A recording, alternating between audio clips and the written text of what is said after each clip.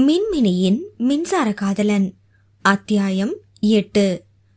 முடிந்த அளவு உணவை உண்டு வயிற்றை நிரப்பிக்கொண்டு எத்தனை தூரம் அக்னியை கோபப்படுத்த முடியுமோ அத்தனை தூரம் அவனை வெறுப்பேற்றி விட்டு மெதுவாகவே அண்ணனடை நடந்து கீழே வந்தாள் அருந்ததி. இருவரும் மனதில் 1000 திட்டங்களுடன் வீட்டை விட்டு வெளியேறினார்கள். இவளுக்கு அவனை திருமணம் செய்ய வேண்டும், அதே நேரம் அவன் கொடுக்கும் அத்தனை சோதனைகளையும் கடந்தாக வேண்டும். அவனுக்கோ அந்த திருமணத்தை தடுத்து நிறுத்தியாக வேண்டும், அதையும் அவள் வாயாலேயே சொல்ல வைக்க வேண்டும் என்ற கடினமான பொறுப்பு இருந்தது. ஆம், அது கடினமாகத்தான் இருந்தது அவனுக்கு. அவர்கள் வீட்டு ஆட்களை நேரடியாக எதிர்க்காமல் வெற்றியை அடைய வேண்டும். அவள்தான் எந்த பந்தை போட்டாலும் அதில் 6 எடுத்து தள்ளுகிறாளே. அவனும் அவளை பார்த்த நாள் முதல் எதையாவது செய்து கொண்டுதான் இருக்கிறான். ஆனால் அவள் கொஞ்சமும் அசைந்து கொடுப்பதில்லையே. அப்படி அவர்கள் இருவரின் எதிர்பார்ப்பும் நிறைவேற முடியாத வண்ணம் அவர்களுக்கு ஒரு சோதனை காத்திருந்தது. அருந்ததியின் வீட்டில் எப்பொழுதும் 3 கார்கள் இருக்கும். சிவனேசன் வெளியே செல்லும் பொழுது ஒரு காரை எடுத்து சென்று விடுவார். அது தவிர மீதம் இருக்கும் கார்கள் அருந்ததிக்கும் கோகிலாவிற்கும் எந்த நேரத்திலும் வீட்டிலேயே நிறுத்தி வைக்கப்பட்டு இருக்கும். முதல் நாளை போலவே இருவரும் அவரவர் வண்டியில் ஏற போகும்போது டிரைவரை அழைத்தபடி காரை நெருங்கிய பொழுதுதான் அருந்ததி கவனித்தாள். அவளது கார் டயர் பஞ்சராகி இருந்ததை. லேசான சலிப்புடன் அன்னையின் காரை நோக்கி நகர்ந்தாள். ஆனால் அந்த காரும் பஞ்சராகி இருப்பதை பார்த்த அருந்ததி எரிச்சல் அடைய அக்னிபுத்திரன் சிந்தனையானான். அதெப்படி ஒரே நேரத்துல 2 காரும் பஞ்சராகி இருக்க முடியும்? அருந்ததி போனை எடுத்து தனது தந்தையிடம் வேறு கார் ஏற்பாடு செய்வது குறித்து பேசத் தொடங்க அந்த நேரத்தில் 2 காரையும் நன்றாக ஆராய்ந்தான் அக்னி. ஏதோ ஒரு கூரிய பொருளை வைத்து டயரை யாரோ வேண்டுமென்றே கிழித்து இருப்பதை அவனால் உணர முடிந்தது. ஒருவேளை நேத்து நைட்டு வந்தவங்களோட வேலையா இருக்குமோ என்று அவன் மனம் வேகமாக கணக்கிட தொடங்கியது. முதல் நாள் இரவு அவர்கள் கேமரா கோணம் பதியாத இடமாக சென்றது நிச்சயம் எதேச்சையாக நடந்த ஒன்றுதான். ஏனெனில் அவர்கள் நோக்கம் காரை பஞ்சராக்குவதற்காக இருந்தால் அவர்கள் அந்த வழியில்தான் சென்றிருக்க வேண்டும். ஆனால் அதனால் அவர்களுக்கு என்ன லாபம்? காரில் ஏதேனும் பொருட்களை மறைத்து வைத்திருப்பார்களோ? இந்த வீட்டை விட்டுவிட்டு அவர்கள் வெளியேற வேண்டாம் என்று நினைத்தது இந்த காரா, அல்லது இந்த காருக்கு சொந்தமான ஆட்களா? அக்னியின் மூளையில் அபாயமணி ஒலித்தது. அக்னி சிந்தனையில் மூழ்கி இருந்த சில நிமிடங்களில் அவர்களின் வீட்டு வாசலில் ஒரு கால் டாக்ஸி வந்து நின்றது. நான் அந்த கார்ல வந்துடுறேன், நீங்க முன்னாடி போங்க என்று சொல்லிவிட்டு அந்த காரில் ஏற போனவடின் கையை பிடித்து தடுத்து நிறுத்தினான் அக்னி. இன்னைக்கு எனக்கு கூட வா. ஏன், என்ன? வேற கார் தான் வந்துடுச்சே. அதுவா, உன் கூட பைக்ல போகணும்னு எனக்கு ரொம்ப ஆசையா இருக்கு என்று பல்லை கடித்தபடி சொன்னவனை நம்பாத பார்வை பார்த்தாள் அருந்ததி. அதெல்லாம் அப்புறமா பொறுமே என பாத்துக்க, இப்ப கிளம்பு, ட்ரெயினிங்க்கு நேரமாச்சு என்று அவளை அவசரப்படுத்த அருந்ததியும் ஏனோ மறுத்து பேசாமல் கால் டாக்ஸியை திருப்பி அனுப்பிவிட்டு பைக்கில் ஏறிக்கொண்டாள். அருந்ததி டிரைவரிடம் பேசி அனுப்பிய இடைப்பட்ட நேரத்தில் தன்னுடைய போனில் இருந்து சிவனேசனுக்கு தன்னுடைய சந்தேகத்தை தெரிவித்தவன் அந்த கார்களை வெளியே எங்கேயும் எடுத்துச் செல்ல வேண்டாம் என்றும் இது குறித்து போலீசில் புகார் தெரிவிக்கவும் வலியுறுத்தியவன் அருந்ததி அருகில் வந்ததும் பைக்கில் ஏறி அமர்ந்து ஓட்ட தயாரானான். அருந்ததி ஏறி அமரும் முன்னே நீமோ ஒரே பாய்ச்சலில் தாவி ஏறி அக்னியின் பின் அமர்ந்து கொள்ள அருந்ததியின் முகத்தில் எள்ளும் கொள்ளும் வெடித்தது. நெருப்பு சார், நான் தான் ஏற்கனவே சொல்லியிருக்கேன்ல, கார்பரேஷன்கார மாதிரி நாய கூடவே சுத்தாதீங்கன்னு. அப்புறமும் ஏன் இப்படி? உனக்காக எல்லாம் என்னோட பழக்கத்தை மாத்திக்க முடியாது. நீமோ எப்பவும் என் கூட தான் இருப்பான். ஐயா சாமி, நீங்க அந்த நாய கூடவே வச்சுக்கோங்க, ஒன்னா சாப்பிடுங்க, ஒன்னா தூங்குங்க, யார் வேணான்னு சொன்னா. ஆனா இப்படி பைக்ல அது உட்கார்ந்துகிட்டா நான் எப்படி உட்கார்ந்து வர்றது? எனக்கு எங்க இடம் இருக்கு என்று புரிந்து தள்ளியவளை அமர்த்தலாக பார்த்தான் அக்னி. அதுக்குத்தான் சொல்றது, கொஞ்சமா சாப்பிட சொல்லி. கிடைச்சது எல்லாத்தையும் தின்னா இப்படித்தான் கஷ்டப்படணும் என்று நக்கலாக பேசியவனின் பேச்சில் அருந்ததிக்கு முகம் வாடியது. என்னமோ உங்க சொத்தெல்லாம் சாப்பிட்டே அழிச்ச மாதிரி சொல்றீங்க. எங்க அப்பா வாங்கி போடுறாரு, அம்மா செஞ்சு தராங்க, நான் சாப்பிடுறேன், இதுல உங்களுக்கு என்ன வருத்தம் என்றாள் கோபமாக. என்னம்மா செய்யறது? உன்னை என்னோட தலையில எல்லாம் கட்ட முயற்சிக்கிறாங்க. நாளை பின்ன என்னோட தலையில தானே விழும். உங்க அப்பா மாதிரி நான் கோடீஸ்வரனும் இல்லையே, அதான் என்று அவளை மேலும் நோகடிக்க அருந்ததியின் கண்கள் கலங்க தொடங்கியது.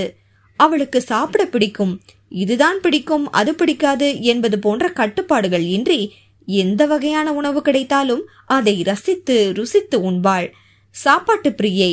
ஆனால் அதையே அக்னிபுத்திரன் குத்திக்காட்டி பேசி அவளை நோகடிப்பதை போல பேசுவதை தாங்க முடியவில்லை அவளால். கட்டின பொண்டாட்டிக்கு தானே சாப்பாடு போட போறீங்க, அதுக்கே இவ்ளோ செழிப்பு? எங்க வீட்டுல வச்சிருக்கிற மாதிரியே நீங்களும் கார் வச்சிருந்தா இந்த பிரச்சனையே இல்லையே.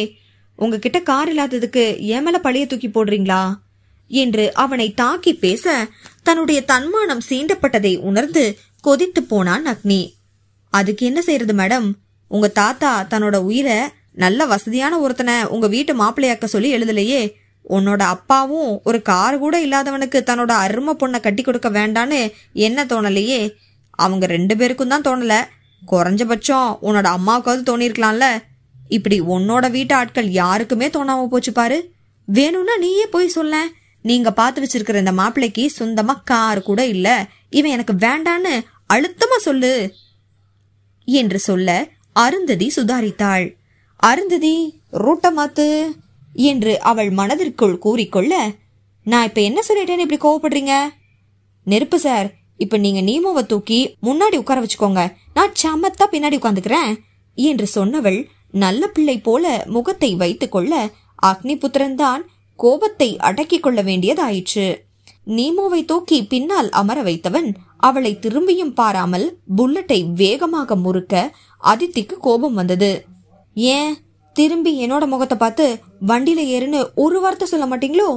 அம்புட்டு ஏத்தம் இருடி, உனக்கு கதற வைக்கிறேன் பாரு என்று சபதம் எடுத்தவளுக்கு தெரியவில்லை. இனி அவள் கதரும் தருணங்களில் எல்லாம் அவன்தான் இரட்சகனாக இருந்து அவளை காப்பாற்ற போகிறான் என்று. அவனை மனதுக்குள் தாளித்தபடியே அவன் பின்னால் ஏறி அமர்ந்தாள். பின்னால் அவள் இருக்கும் எண்ணமே இல்லாதது போல அக்னியின் கைகளில் புல்லட் பறந்தது. 2 தெருதான் தாண்டியிருப்பார்கள். 3வது தெருவினுள்ளே கூட நுழைய முடியாத அளவிற்கு கும்பல் நிறைந்து இருந்தது. சிலரின் பரிதாபமான ஒலிகளும் உச்சு கொட்டல்களும் எதுவோ சரியில்லை என்பதை உணர்த்த புல்லட்டை நிறுத்திவிட்டு அவன் வேகமாக அந்த இடத்தை நோக்கி முன்னேறி செல்ல அருந்ததியும் என்னவாக இருக்கும் என்ற லேசான ஆர்வத்துடன் அவன் பின்னாலேயே போனாள். அங்கே கூட்டத்தையெல்லாம் விலக்கி கொண்டு அவன் முன்னே செல்ல கூட்ட நெரிசலுக்கு இடையில் தடுமாறி அவன் பின்னோடு வந்தவள் கண்ட காட்சியில் அவள் ரத்தம் உறைந்து போனது. தெருவில் வைக்கப்பட்டு இருந்த மிகப்பெரிய குப்பை தொட்டியில் இருந்து ஒரு கை மட்டும் வெளியே தெரிய இரத்த துளிகள் ஆங்காங்கே தெரித்த வண்ணம் இருந்த அந்த கையை பார்த்து திகைத்து போனாள் அருந்ததி. அடுத்த அடி எடுத்து வைக்கவும் மறந்தவளாக அவள் அப்படியே உறைந்து நிற்க அங்கே இருந்த காட்சிகளை வேடிக்கை பார்த்த வண்ணம் எதேச்சையாக திரும்பியவனுக்கு அவளது நிலை புரிந்து போனது. இராணுவத்தில் இருந்ததால் அவனை அந்த காட்சி அதிகம் பாதிக்கவில்லை. முதன்முறையாக ஒரு சடலத்தை பார்த்ததும் அதிர்ந்து நிற்கும் அவளது நிலை கண்டு அவனுக்கு இரக்கம் வந்தது. இப்படி பயந்து போய் நிக்கிறாளே, இவளால எப்படி போலீஸ்ல வேலை பார்க்க முடியும்? ஒரு நாளைக்கு எத்தனையோ விதமான மரணங்களை சந்திக்கணும். அவளது கையை அழுத்தமாக பற்றியவன் வேகமாக அவளை இழுத்து கொண்டு வந்து புல்லட்டில் ஏற்றினான். கண்கள் அந்த இடத்தையே வெறித்திருக்க அவள் இருந்த கோலம் கண்டு அவனுக்கு பாவமாக இருந்தது. இப்படியே அவளை பின்னால் அமர வைத்துக் கொண்டு புல்லட்டில் போனால் போகும் வழியில் எங்கேனும் கண்டிப்பாக விழுந்து வைப்பாள் என்று தோன்றவே அவளது சுடிதார் துப்பட்டாவை எடுத்து தன்னுடைய இடுப்போடு சேர்த்து அவளையும் இறுக்கமாக கட்டி கொண்ட பிறகே வண்டியை எடுத்தான். அவன் தன்னுடைய துப்பட்டாவை எடுத்ததை கூட உணராமல் இருந்தாள் அருந்ததி. பைக்கை வேகமாக செலுத்தியவன் அவர்கள் பயிற்சி செய்யும் மைதானத்திற்கு வந்த பின்னர்தான் துப்பட்டாவை அவிழ்த்து விட்டு சரியாக அணிவித்தான். வந்திருந்த தண்ணீரை அவள் முகத்தில் பீச்சி அடித்தான். கனவிலிருந்து மீண்டவள் போல தலையை உலுக்கி கொண்டாள் அருந்ததி. தூங்குனது போதும், எழுந்து மைதானத்தை 2 முறை சுத்தி வார்ம் அப் பண்ணிட்டு வா என்று இரக்கமில்லாமல் சொன்னவனை அசையாத பார்வை பார்த்தாள். அவன் தனக்காக என்ற சுண்டு விரலை கூட அசைக்க மாட்டான் என்பது தெரிந்த விஷயம்தான் என்றாலும் மனதின் மூலையில் லேசாக வலித்தது அவளுக்கு.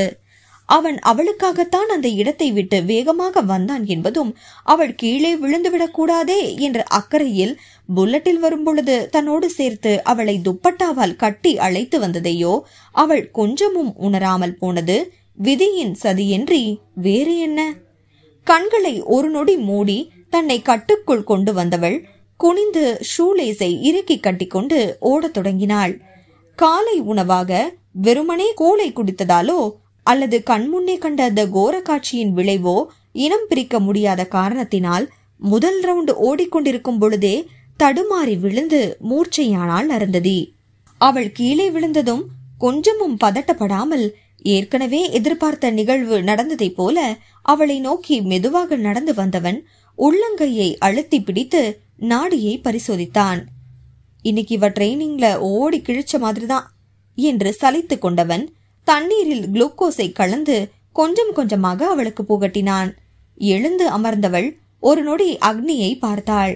கண்டிப்பாக தனக்காக அவன் மனம் இறங்க மாட்டான் என்பது புரிய பிடிவாதமாக ஓடத் தொடங்கினாள். அக்னிபுத்திரன் அவளது ரோஷத்தை கண்டு ஒரு கணம் புருவத்தை உயர்த்தினானே தவிர மேற்கொண்டு அவளை ஓட வேண்டாம் என்று சொல்லி தடுக்கவில்லை. பிடிவாதமாக 2 ரவுண்டை ஓடிவிட்டு வந்தாள் அருந்ததி. அதற்குள் அவளுக்கு உடம்பெல்லாம் வியர்த்து வழிந்தது.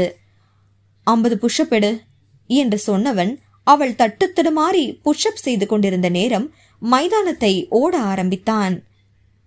நான் தான் ட்ரைனிங் எடுக்க ஓடுறேன், இவன் எதுக்கு இப்போ ஓடுறான் என்று எண்ணியவளின் மனம் அடுத்த நொடியே அந்த குப்பை தொட்டிக்கு போனது. கண்ணெதிரே ஒரு உடலை அப்படி அவள் பார்த்ததே இல்லை. அத்தனை எளிதில் மறக்க முடியவில்லை. கண்டிப்பாக அந்த மரணம் ஒரு கொடூரமாகத்தான் இருக்க வேண்டும் என்று அவளது உள்மனம் அடித்து சொல்லியது. அதே நேரம் அக்னிபுத்திரனின் மனமும் அதையே தான் நினைத்து கொண்டிருந்தது. ஆனால் வேறு கோணத்தில்.